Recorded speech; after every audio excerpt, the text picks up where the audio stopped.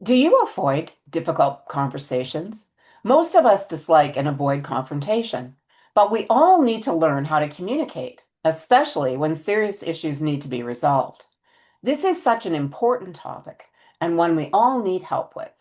So we wanted to do an episode on the best-selling book on difficult conversations, crucial conversations, tools for talking when stakes are high. Do we recommend this book? Stay tuned for part 2 of our discussion.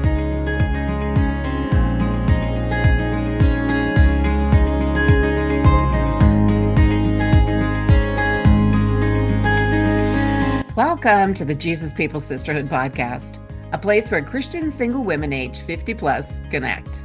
I am your host, Janine Jordan, a Christian confidence coach and leadership mentor in Alberta, Canada. And I'm your co-host, Ellie McCormick, a Christian longevity coach and mentor in the USA.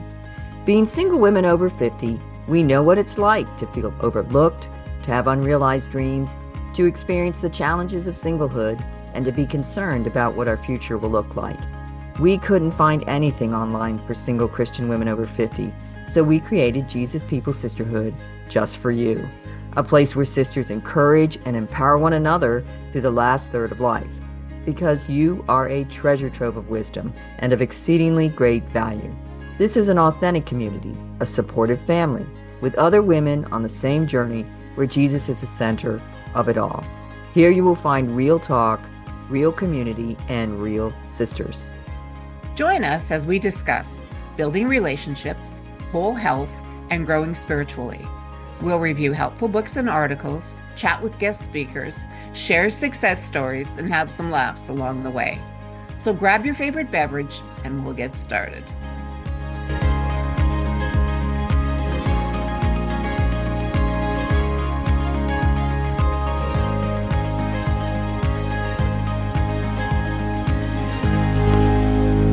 Welcome, sisters, to this episode of the Jesus People Sisterhood podcast, the only podcast specifically for single Christian women over 50.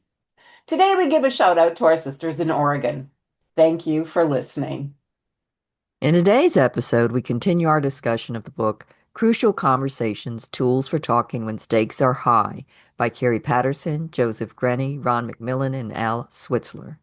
If you've not listened to part 1, please go back and listen to the previous episode, episode 53, first. In part 2, I have a correction. I mentioned Phyllis Schreier twice as an author. Her correct name is Priscilla Schreier. My apologies to anyone named Phyllis Schreier. And now we pick up the conversation where we left off last week. We did find a few reviews online, and I wonder if there'll be more people that are stepping forward to saying, hey, wait a minute. They didn't think this through. The advice that they're giving is dangerous, and especially to women placing yourself in a vulnerable position like that. You go after work to talk to the guy. I mean, there's no real way forward that is safe. And I agree with you, Ellie.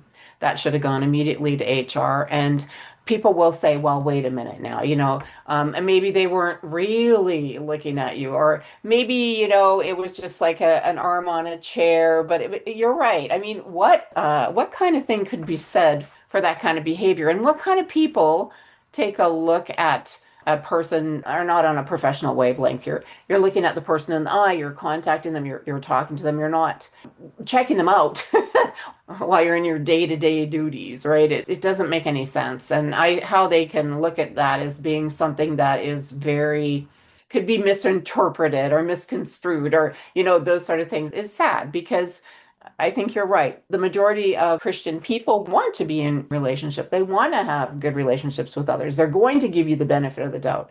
And when you put yourself in that kind of a position, it's not a safe thing. Or So, especially like it's your boss. It's a well, terrible exactly. situation. Position of authority. Yeah. And the other thing is that the fact that they changed it to your eyes look me up and down to your eyes move from my eyes downward, that these people had no clue that they put it in the second edition, what is clearly not acceptable. Mm-hmm. And then they changed it just a little bit in the third edition. And the fact again that none of these people are therapists. Mm-hmm. And where are they coming from? Right. Well, I think that they definitely somehow they're trying to justify it by the degree, right? And yeah, and it's just not justifiable that way. And so they maybe need to think about delivering a better example and changing their philosophy there. So, yeah. Right. I think the Christian principle to follow, and that because I did live a certain way for most of my Christian life, and in the last 10, 15 years, I've slowly changed. And the Christian principle is not be a doormat for others, but to speak the truth in authenticity Hmm. and to have boundaries on my own life of how I allow people to treat me. And that the most loving thing you can do is to confront somebody, is to not let somebody get away with stuff, is Hmm. to stand up to the bully. Right. And if you lose a job or you lose a friendship or you lose something else because you spoke the truth and you did the right thing, so be it, God is still going to bless you for that. Hmm. Than to go along and enable, because every time you do that, it's unloving to the person you're helping to sin, and it's unloving to the other people who are going to be hurt by that person, Hmm. because Yeah. that's what happens. In this situation, we only found, maybe there's more, but it was really hard to find negative reviews of this book. So I think I want to read a few of the things that people said, which Mm. again is grievous to me that people didn't see things wrong with it. I think one thing, like I said, is that a lot of what they said and the way that they spoke is how the church, the Christian church has too, how it's treated victims and how it's just protected people who do wrong things in the church. Mm. Is always like you need to be giving them the benefit of the doubt. Did you do this? Did you do that? And not holding accountable people who do terrible things, who say and do terrible things. Hmm. Hmm. Okay, so this one is Nif Ward, who put thoughts on crucial conversations. This is from May 15th, 2022. What she said here, I agree. She has content warning sexual assault. One major issue with this book is that multiple times it uses confronting unwelcome sexual behavior as an example of a crucial conversation. And that, what? No, you don't do that. The authors go on to posit multiple times that someone in this situation should simply confront the person harassing them with words or escalate to HR if they feel unsafe. I found this take offensive, deeply ignorant, and ultimately reprehensible. And that's where I have to applaud because I felt exactly the same. As a reminder, nobody is ever obligated to treat assaulters with dignity for any reason. Your own safety takes precedence always. And again, that's true. Always the first thing if you are a person who's been abused or bullied or mistreated is how can you get to safety? That's always the most important thing. Always the first step. Hmm. Yep. Where can you get to safety? Let's look at somebody else's. Dr. Matt, who I think is a Christian because he has some Bible verses here, he wrote, maybe I missed something. I studied chapter after chapter, he's talking about the book, for a description of how one might be sincere. Obviously, just reading it and saying it doesn't make it so. And contrary to an erroneous assumption sold by The Secret, neither does thinking and obtain and chanting the affirmation, be sincere, be sincere, be sincere, magically makes you a sincere person. This is one of the logical dead ends in crucial conversations, and it becomes an actual dead end when readers try to apply the skill-based paradigm encouraged by the book because Crucial Conversations offers techniques and scripts, logical tools cognitively conjured by the head. The book tells you what to superficially say and do, but fails to describe the process of change from the heart. So this guy was saying basically we can't control our emotions. And just telling ourselves to go into these things, believing the best and having this story and not getting flustered as if you can't control what the other person's going to do. And in the heat of a moment, you can't just say, okay, I'm not going to feel this, or okay, I respect this person, right? Which is really true. It gives this oversimplistic solution Mm, of take charge of your body. That's one of the things he talks about is it's like you can't just tell yourself to do these things and then it happens. right. Yeah. I think there's truth in that. And I think in those reviews, yeah, there's some insight to be gained. And I think probably the biggest takeaway of this whole thing is just because it's a big movement, just because everybody's doing it, you don't need to jump on board. You have to really use your discernment to pick through things. And if something doesn't seem right, it doesn't smell right, it probably isn't right, but it can take a little bit of investigation and thinking about things. How does this all fit together? I think that there's some good things in the book. I think that in this situation, I'm not talking about that. I'm talking about the whole sexual harassment thing is ludicrous a little bit, and we can't take our advice from that. But I think that also sometimes in our sinful nature, in our own self, sometimes we do. Some people maybe they should go into conversations with making sure that they're clear and that they do, yes, you can't control your emotions all the time, but yes, that your story's right, that you have things correctly done, that you have done your homework, you have done some self-reflection, you've prayed about it, you've thought about it, and yeah, this is the right course forward. So I think you can take we're obviously not going to take that information that was given, but do we throw the baby out with the bath water? I don't know. That's something that people are going to have to decide what they're going to do. And I think we've certainly pointed out some things that people need to take into consideration when looking at crucial conversations. Right. Like they also Yeah. talk about trust. I guess the other thing is I feel like, and this is not an actual accusation because I have no reason to think this, but it feels to me almost like a cover-up.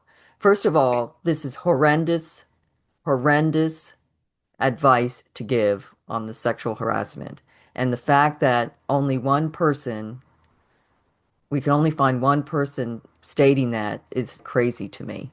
That I Mhm. can't believe that there's nobody else saying that on a best-selling book that gets recommended all the time. And then they did obviously try and change it a little bit with the third Yeah. edition, Yeah. but the changes aren't any better, really. Mm. And it is irresponsible Mhm. for them not to come out and apologize and say that they gave terrible advice. Mhm. That's my feeling on that. That's why I would say they shouldn't, people should not read this book Right. because even though whatever good there is in it, it's so far outweighed by the bad and the fact that, again, they're coming from it in the way of it's all the person that's hurt and has to have a crucial conversation. And they're also saying, sometimes somebody's going to come to you and all of a sudden you're in a crucial conversation, you weren't expecting it. But either way, it's kind of written to the person who is conscientious, the Right. person who is probably the good guy, right? Hmm. Because Who's trying to better themselves. the person who's not and reads it, they're not going to listen to it anyway. Mhm. They're not going to give the other person the benefit of the doubt. They're not going to do any of the things that they suggest. It's only the conscientious person, which is the same thing that happens again in church. And so that person that gets blamed, that person is going to be hurt, and they're not safe. They're not in a safe position. It just infuriates me, actually, a lot of what this says. And the other thing, I wanted to read this because before I forget, this was in Cybersecurity Canon Candidate Book Review, Crucial Conversations, Tools for Talking When Stakes Are High by Tracy Malief. And she said, what surprised me the most about this book was how at times it felt like a pyramid scheme or cult indoctrination. And when I read that, I just laughed because I felt the same way. Contained in each chapter are testimonials from people who successfully utilize the crucial conversations method in their work or personal lives. Many references were made to website links for more material, as well as the mention of official crucial conversations coaches with whom you could meet to deepen your understanding of this method. The emphasis on these extracurriculars spoke to me as this was more of a lifestyle change rather than just a new skill one could pick up by reading the book. The afterword was the most surprising section of the book to me. Each of the book's four authors were asked to reflect upon the years since the book's initial release in 2002. One mentioned that most people tell him they have really only ever skimmed the book and not actually read it. Personally, that made me wonder how much of the hype surrounding the book was from success stories versus people trying to make themselves sound more interesting by saying they recommended the book. Hmm. A couple things. So, the whole strategy of giving people these skills, and if they put them in practice, they can even use them in the toughest situations. They don't really give you good skills.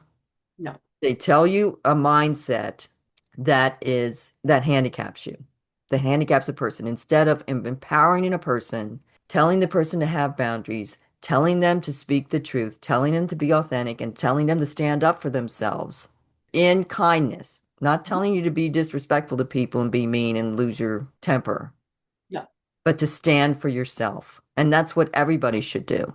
Right. That's what everybody should do because probably the person reading this again is going to be the person who's the underdog. And if you don't stand up to bullies, if you don't stand up to these people, then they will walk all over you. And the fact is that if you do have this conversation and it seems to go well, then you know what the other people do?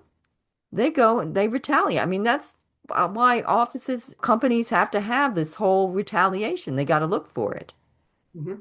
That Yeah. to make sure that when something happens between people, that the other person, with a whistleblower or whatever, Right. doesn't get retaliated.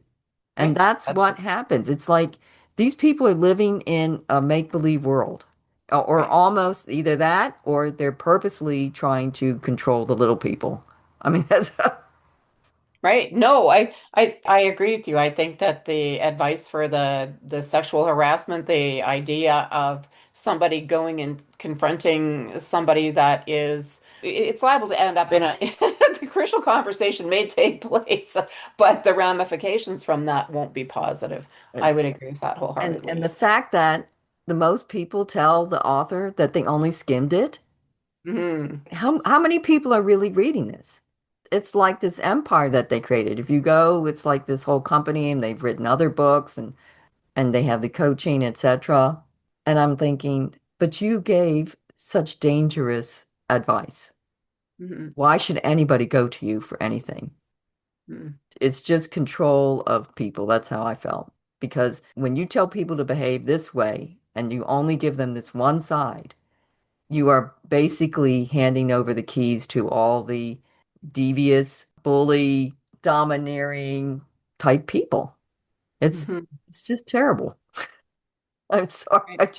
Yeah, And no, it's not that it's funny, haha, but no, hopefully our no. listeners know me by now that I just kind of have to laugh at some of these situations that it's just crazy to me. Hmm. It reminds me of Phyllis Schreier, who she wrote this book. She was in The War Room. Probably a lot of people have seen it. Oh The yeah, right. movie Yeah. by the Kendricks brothers make all these Christian movies. And she wrote a book after that. At the church I was going to at the time, one of the ladies decided they wanted to do a study on it because it was all about prayer, which the War Room movie is about prayer. And in it, Phyllis Schreier tells a story of like some friend who got divorced and a family fell apart. And she said, if she had only learned how to pray, if she'd only learned how to pray right, that as I set forth in this book, this wouldn't have happened, which also is in the movie. I'm like, Right. you know Yeah, how what she many, you did. know, women who Yeah. are in difficult marriages and families that are having terrible things going on. You don't think they pray. You don't think they pray. They prayed every prayer possible. It was like a slap in the face. And it's the same thing here. It was you're telling people, if you learn these principles, then you're going to solve these things. No, because everything doesn't fall on one person. Hmm. Hmm. Because usually that one person is doing everything they can. They're praying every prayer, they're doing everything right. But they can't control what other people do, especially wicked people. So I guess this book reminds me of that, and it really upsets me. Hmm.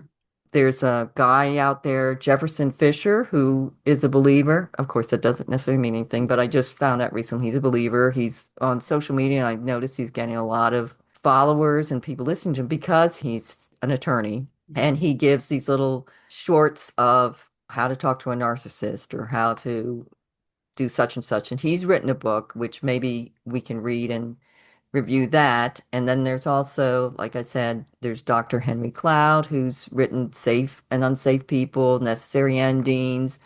I think there's probably good information out there in books and ministries of how to have crucial conversations, and I would not recommend this book. But the point is, the whole reason we thought about it is just because they are important. They are, Learning to right? communicate is so important. Mhm. And it's sad that this book is his bestseller and it's terrible information. It's like, do you know the Bear Marriage lady's name? Sheila Gregoire, Right. your Yep. compatriot, has exposed all these Christian marriage books at how they're terrible advice. Right. And it's kind of the Right. same thing here. It's just really terrible advice, I think. Mhm. Okay. Yeah. Well, I think that we certainly started off looking at the book, and as we took a closer and closer analysis, we certainly found where it falls apart. And I think that my opinion is there are some things here that have some validity, but I think, like you said, it falls apart in a most crucial time when you could find yourself in just really a very unsafe position. I'm surprised. Maybe they'll come back with another edition. Maybe they'll come back with something else. Who knows? But But I it's think without that, a public apology and yeah, removing the previous editions because it's dangerous information. It's right, dangerous advice. right. Nobody And should do that. Even if it doesn't happen to the person who they do it privately and it stops, then all they've done is they've enabled that person to go on and do it to other people. well, that's true, Ellie. That's true. I think what you have to say is, like I said, very valid, and I think that women could find themselves in an extremely compromised position if they confront someone who is sexually harassing them in the office place. And the only thing to do is to head straight off to HR, report it, and get that documented. And I agree with you 100%. Yep. And to ever make somebody confront that person, somebody who's treating them like that. Hmm. That's Yeah, to that's just suggest that it wicked. could be. It's that and this is why this misuse of Matthew 18 of when somebody's abused you, you have to go to them and tell them. No, Right. not in something like that. That is not a Exactly. case where you do that. That's right. Nope, you're absolutely right. That it would not be a safe thing to do. Yeah. Yeah. So the funny So we're story giving is, it the Jesus People Sisterhood thumbs down, I guess. yeah, because this is like the only, and so far anyway, book that we're like, this is Hmm. bad. And this is why we've recorded this episode previously and didn't like it. And we have gone back and forth on this book because Yeah. it's an important topic. Mhm. But this book has just it's been difficult for us. It's like, okay, well, what do we say? Do we want to say it's bad? It would be very untruthful to say that recommend it because it's just got a taint to it. It's tainted, Yeah. right? Just the yeah. So Okay. All right. So lesson learned, and that we will go on and hopefully find another book about communication that would really give good advice. right. And And support our ladies. That's for yes, sure. amen. Amen. Okay. All right.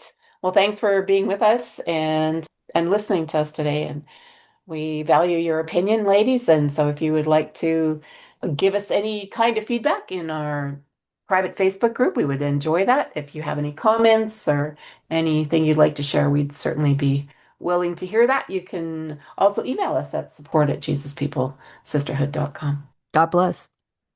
Thanks for listening to today's episode.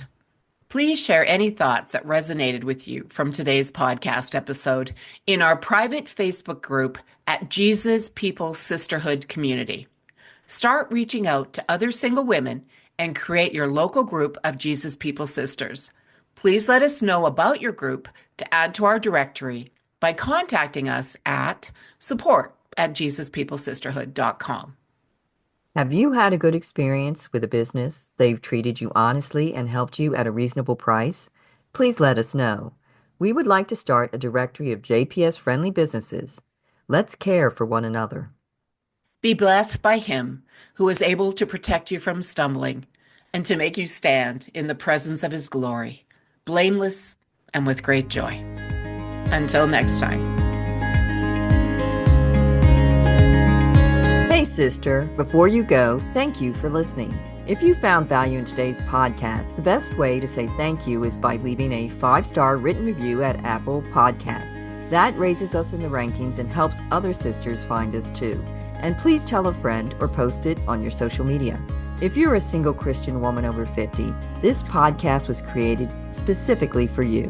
The Jesus People Sisterhood is your community to find support and friendship with other sisters who can understand. Be sure to follow us on your podcast app and join our free private Facebook group at Jesus People Sisterhood Community. Jesus People Sisterhood has also started a private Facebook group for housing and co-living opportunities. You can check that out at Jesus People Sisterhood Senior Housing.